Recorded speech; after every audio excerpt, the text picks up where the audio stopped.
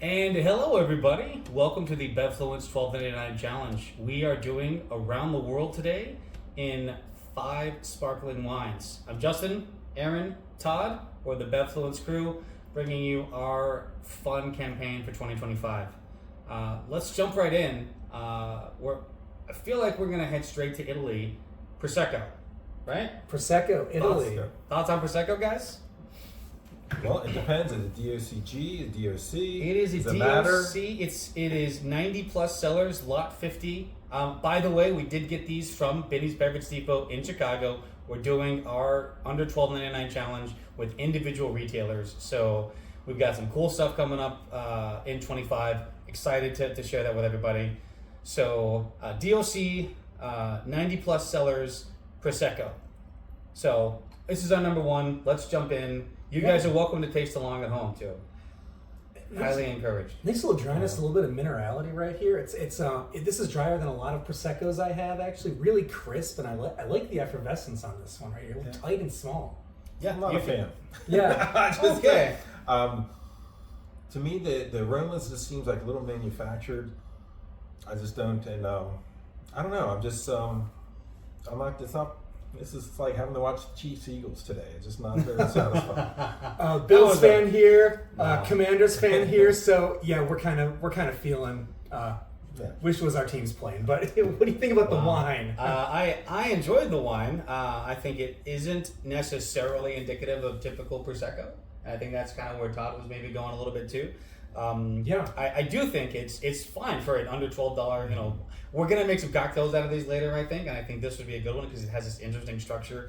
I do like this sort of lava lamp-esque bubble system coming up. Yeah. Each one of these, you guys can't see this on camera, has a different flow of their bubbles. Yeah. And it's really kind of cool to see the different levels. So should we shoot over to France? Let's get going. Let's go to France here. Wine number 2. Wine number 2. Cool. So Saint-Hilaire Blanquette de Lermue. So, or in English, Saint-Hilaire Blanc de Lermue. Very interesting region inside of France. This is a brut. They make, believe it or not, they do make more than champagne in France. Mm-hmm.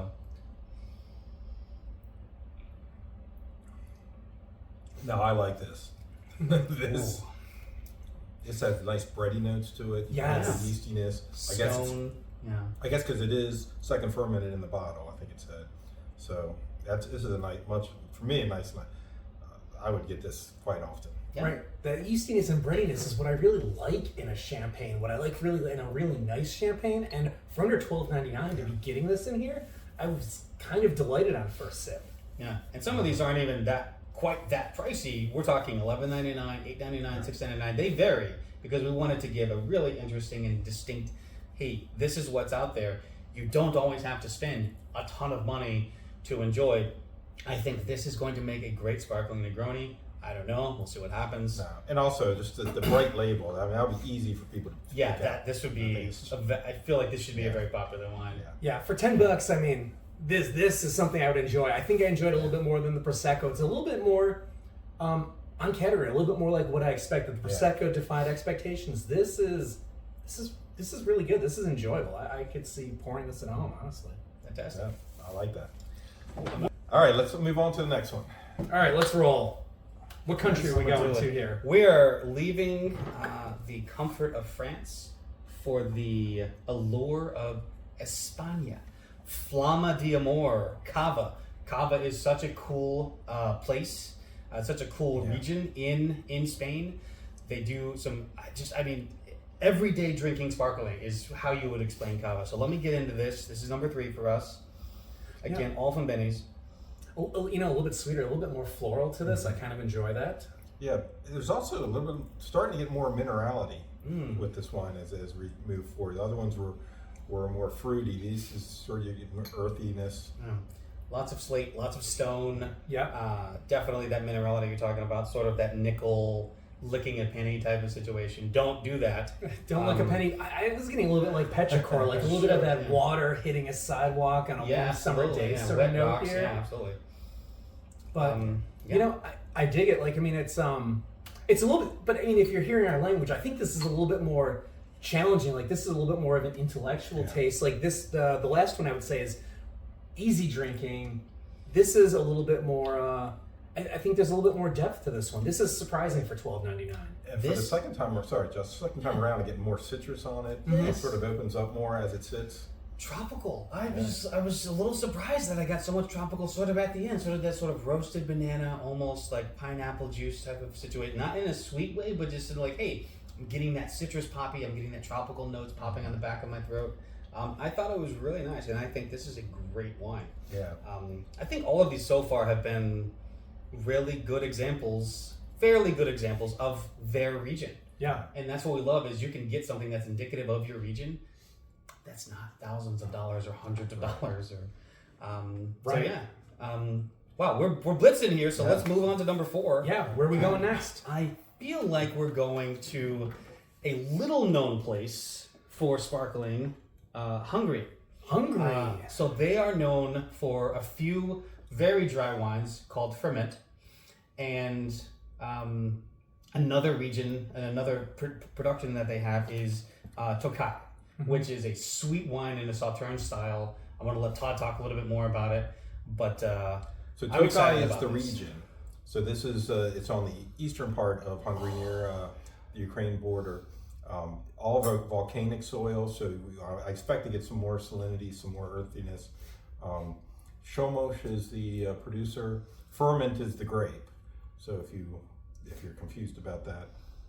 Yeah, I mean, you are getting some of that earthiness, but I also did get a little bit of like there's a little bit of like fruitiness to this as well in here that was kind of interesting. Whether it was like almost like banana, like kind of like that sweet Maduro kind of Plantano sort of thing. And almost a stone fruitish, which is normally you get with the sweeter ferment wines. Yeah. Apple, peaches, pumpkin pie. Just like this is really, really nice. I love the nose on this. Yeah, the nose is... It is bright. There's some really great acid on this. I know that's weird to say with a sparkling wine, acid, but you do expect a specific amount of acid, a specific level of acid and minerality.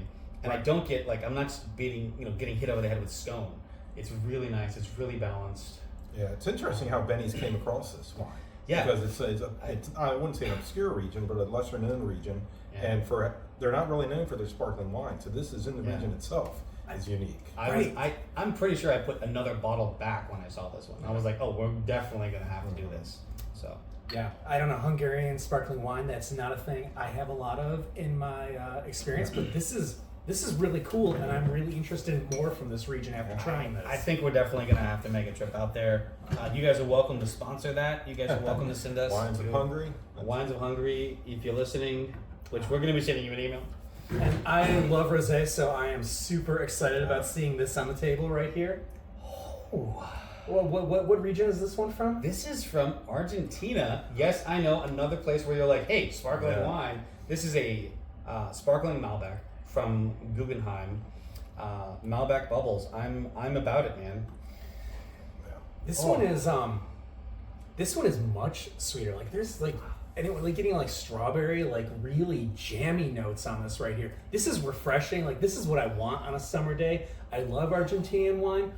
I don't think I've had a lot of sparkling from them, but I'm kind of excited by this. This is fun. Yeah, but people shouldn't get confused when you say it's sweet. That's the fruitiness because there's an extra brut, so it's completely bone dry. It is bone but dry. there is great fruit. It's in the aroma, it's in the flavor. You can even smell the creaminess. Yes. The texture of it. It comes through from the nose. That's what I got, honestly. If you took champagne and cream, like back in the day, but then, and again, you're gonna hate this, dipped them in mushrooms. That is what I'm getting on the nose. Mushrooms, strawberries, and cream, and it is brilliant, and I love it. I think this is great. I'm going to take you one step further, and I'm going to say specifically pheasant back mushrooms. All right. Cool. Like I would say, that's not a thing. And now we'll pan to the Wikipedia page where we explain that kind of... They're probably a thing, but who knows? But Aaron makes up shit. You know? No, but really beautiful, really fun, really dry with that berry note. Like this defies my expectations, for what you get for $13 or less, right? Yeah. And this is one you just after we is- finish this, we take this off the table and we're just gonna finish it. This is really nice. I think we're gonna enjoy today. You know, on recording day, there's some kind of sporting event. I think these guys care about. I don't. You could have. Yeah, we could have cared about. But cheers to the $12.99 challenge with Bevfluence, and hopefully a lot of other people are posting here pretty soon. Yep. Cheers. Hope you all enjoy your under $12.99 wines and join us. Cheers.